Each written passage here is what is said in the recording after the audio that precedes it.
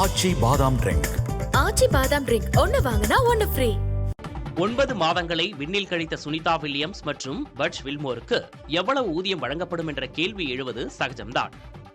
ஆனால் அவர்கள் விண்ணில் இருந்ததற்காக தனியாக ஊதியம் என்பது கிடையாது என்று சொல்கிறார் முன்னாள் விண்வெளி வீரர் காடி கால்மேன்.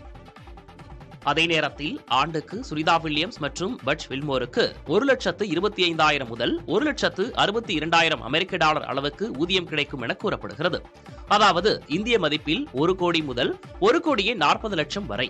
இது அவர்கள் GS-15 அரசு பணியாளர் என்பதால் வழங்கப்படும் ஊதியமே தவிர விண்ணில் செலவிட்ட நேரத்திற்கான ஊதியம் இல்லை.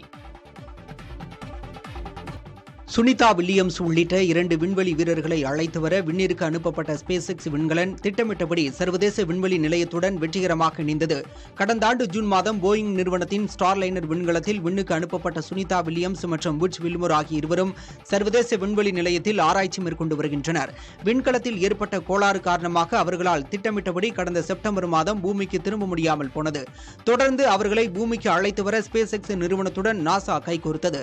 அதன்படி ஸ்பேஸ் எக்ஸ் நிறுவனத்தின் ஃபால்கான் 9 ராக்கெட் புளோரிடாவில் உள்ள கென்னடி விண்வெளி ஆய்வு மையத்திலிருந்து விண்ணில் செலுத்தப்பட்டது. ராக்கெட்டில் 4 விண்வெளி வீரர்கள் அனுப்பப்பட்ட நிலையில் 29 மணி நேர பயணத்திற்கு பிறகு சர்வதேச விண்வெளி நிலையத்துடன் ஸ்பேஸ் எக்ஸ் விண்கலன் வெற்றிகரமாக இணைந்துள்ளது.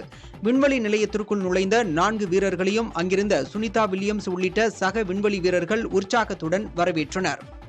4 பேரும் அங்கு தங்கியிருந்து ஆராய்ச்சி மேற்கொள்ள உள்ள நிலையில் சுனிதா வில்லியம்ஸ், புட்ச் வில்மோர் ஆகிய இருவரும் அடுத்த சில நாட்களில் பூமிக்கு அழைத்து வரப்பட உள்ளதாக தெரிவிக்கப்பட்டுள்ளது. ஆச்சி பாதாம் ட்ரிங்க். ஆச்சி பாதாம் ட்ரிங்க் ஒன்னு வாங்கினா ஒன்னு ஃப்ரீ.